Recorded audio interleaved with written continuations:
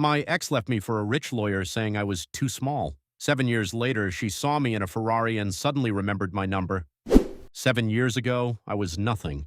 At least that's what Sarah made me feel like when she walked out of my life. We met in college. I was an ambitious but broke computer science student, dreaming of building something big. She was an economics major, smart, beautiful, and effortlessly confident. We clicked instantly. I fell for her hard, and for a while I believed she felt the same way. Our first few years together were great. We were young, reckless, and full of dreams. But the thing about dreams is that they don't pay the bills. Not immediately, at least. And Sarah? She was patient at first, but that patience had an expiration date. I should have seen the signs.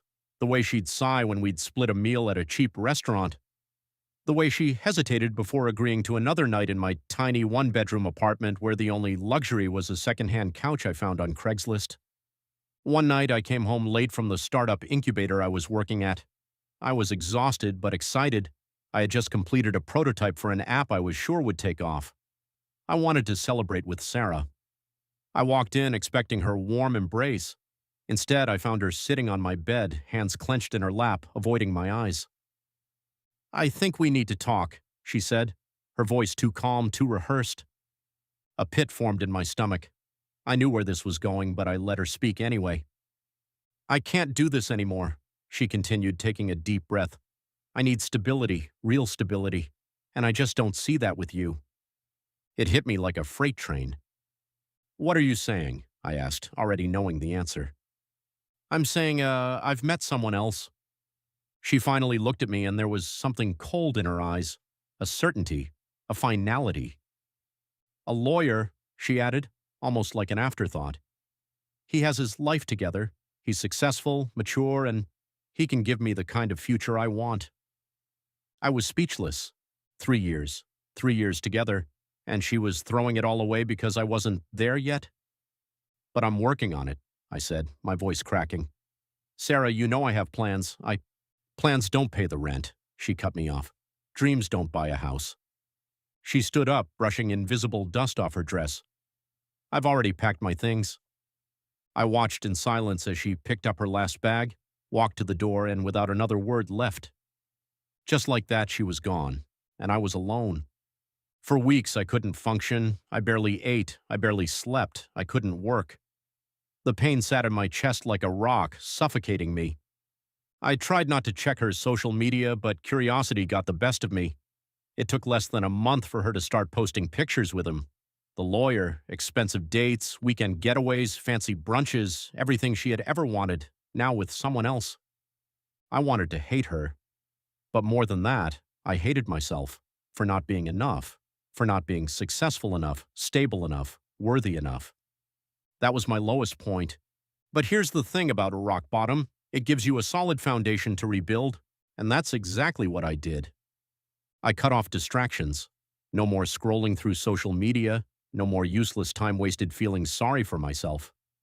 I doubled down on my startup. I worked insane hours, learning every single thing I could about the business world. I read books, attended networking events, found mentors. I took risks I never would have before. And slowly, the pieces started to come together. The first breakthrough came when a local investor took interest in my app. He saw the potential I had been screaming about for years. He gave me my first real funding, and suddenly everything changed. I moved into a slightly better apartment. Nothing fancy, just enough to stop feeling like a failure. My company grew, and so did my confidence. I hit the gym religiously, channeling my frustration and heartbreak into something productive. 3 years in, we landed a massive deal with a major tech company. My team grew from 3 broke guys in a co-working space to a full-scale business with real revenue. Investors poured in, and my valuation skyrocketed. By the time 7 years had passed, I wasn't just successful, I was wealthy. I sold my company for $12 million. And that's when fate decided to play its little game. One afternoon, I was driving through the city in my Ferrari 488 Spider, a car I had dreamed of since I was a kid. It wasn't about showing off, it was about proving to myself that I had made it. Then at a red light, I saw her. Sarah. She was walking with a friend, but she looked different. A little older, a little worn out.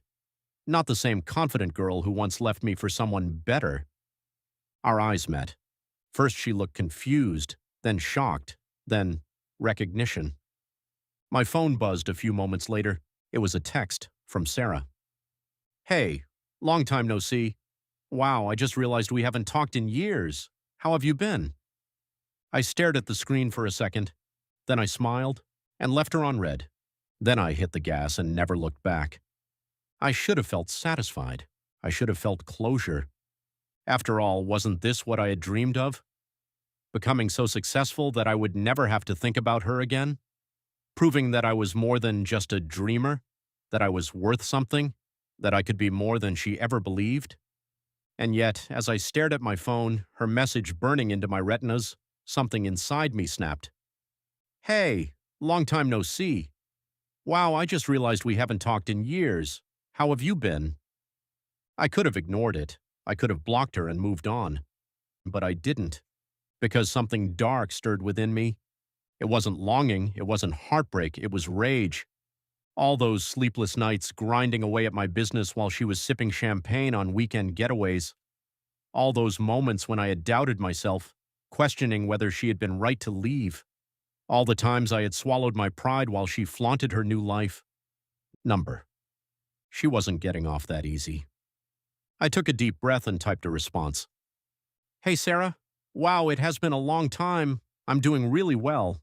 How about you?" I knew exactly what I was doing. I wanted to play this out. Her reply came within minutes. "I'm good, just, life's been a little crazy. We should catch up sometime. It'd be great to see you." I smirked. There it was. The hook. She wanted back in. I had no idea what her life had turned into, but I was about to find out. And I wasn't going to stop until I saw the look in her eyes when she realized just how much she had lost. We arranged to meet at an upscale rooftop bar in the city. I arrived first, dressed sharp but not too flashy, just enough to make an impression. I sat by the bar, casually sipping my whiskey when I saw her walk in. She was still beautiful, but there were cracks in the perfect image she once projected. Slight stress lines around her eyes, a hesitancy in her movements. She wasn't the same carefree girl who had walked out of my life years ago. She spotted me, and for a moment something flickered in her expression. Nervousness. I stood up and smiled. "Sarah, wow, it's been forever." She laughed, tucking her hair behind her ear, a nervous habit I remembered well. "Yeah, you look amazing. Life's clearly been treating you well." I shrugged, keeping my expression neutral. "I can't complain, so tell me, what's new with you?" Her smile faltered, and that's when I knew. Something had happened, something she wasn't proud of. She hesitated, then took a sip of her drink before answering. "Well, things don't always work out the way we expect." Bingo. I leaned in slightly. "You're not still with him, are you, the lawyer?" She exhaled sharply. "Number, we got divorced last year." I feigned surprise. "Wow, I'm sorry to hear that." "It's okay." She stirred her drink absent-mindedly. Well, let's just say money doesn't make a person kind. He cheated. A lot. And when the divorce happened, I didn't exactly walk away with much." "Oh, this was too perfect." I kept my expression neutral. "That's awful. You deserved better." Her eyes met mine. "Yeah, maybe I just made the wrong choice back then." She said it softly, almost like a confession. I took a slow sip of my whiskey, letting the words sink in. Then she reached out and touched my hand. "I've really missed you." I stared at her fingers resting on mine, and for a brief moment I thought about the past, about the love I had once felt for her, about how much I had wanted to be enough. But that was the old me, and the old me was dead. I pulled my hand back gently. Sarah, I think we should take things slow." Her eyes lit up. "Of course, I'd love that." Hook, line, and sinker. This wasn't about getting her back. This was about revenge, and I was going to make sure she felt every ounce of regret she had ever buried deep inside. Sarah thought she had won. 7 years ago, she left me in the dust, chasing after a man with money, status, and an established life. She thought I was nothing, a dreamer without a future. But life has a way of coming full circle, and now I held all the cards. I played my part perfectly. Over the next few weeks, I let Sarah believe I was slowly warming up to her again. I sent just the right amount of mixed signals, just enough to keep her hooked, but not enough to make her feel secure. I took her to expensive restaurants, dressed in tailored suits, let her experience the luxury that she once craved. I made sure she saw the way people respected me, the way business owners shook my hand, the way women threw lingering glances in my direction. I watched as her hunger for my life grew. She began texting me first, sending long, nostalgic messages about how she regretted leaving me, how she had been young and foolish, how she had never stopped thinking about me. I replied in short, vague messages. She started chasing me. She wanted me back, desperately. And that's when I set my trap. One evening, I invited her to an exclusive event, a high-profile networking night filled with millionaires, CEOs, and investors. She spent hours getting ready. When she walked into the venue, she looked stunning, just like the girl I had fallen in love with years ago. But there was a difference now. I wasn't the same man anymore. I greeted her with my signature smirk and handed her a glass of champagne. "Enjoy yourself tonight. This is a world you once thought I'd never belong to." She laughed, but I saw the nervous flicker in her eyes. She knew I hadn't forgotten. She knew deep down that she had made a mistake, and tonight she was going to realize just how big of a mistake that was. Halfway through the night, I introduced Sarah to a group of powerful investors. I watched as she turned on her charm, doing everything she could to impress them. Then, as if on cue, I excused myself and walked across the room to a stunning woman in a red dress. I had met her weeks ago, a brilliant entrepreneur, and we had hit it off instantly. She was everything Sarah wasn't: loyal, ambitious, genuine. Sarah's eyes followed me as I leaned in, whispered something into the woman's ear, and made her laugh. Then I saw it. The moment realization dawned on her face. Her smile faltered. Her posture stiffened. She finally understood. She wasn't special anymore. She was replaceable. She had given up a man who would have given her the world, and now that world belonged to someone else. As the night wrapped up, Sarah pulled me aside, her voice trembling. "Can we talk?" I took a sip of my drink, pretending to think about it. "Sure." She hesitated, then blurted out, "I made a mistake, okay? Leaving you. I see that now. I still have feelings for you." There it was, the confession I had been waiting for. I tilted my head, looking at her carefully. "Sarah, let me ask you something." She nodded eagerly.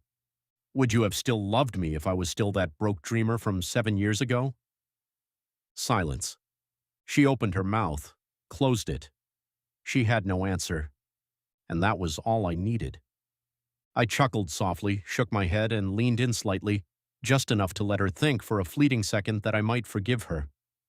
Then I whispered, "Too bad you made your choice." I stepped back, pulled my new girlfriend close, and walked away without looking back. Sarah stood there, alone, drowning in the weight of her own regret. And just like that, I got my closure. I never spoke to Sarah again. She tried texting me once more, but this time I blocked her. Not out of anger, not out of hatred, but because I had truly moved on. Revenge wasn't about making her suffer. It was about making myself whole again.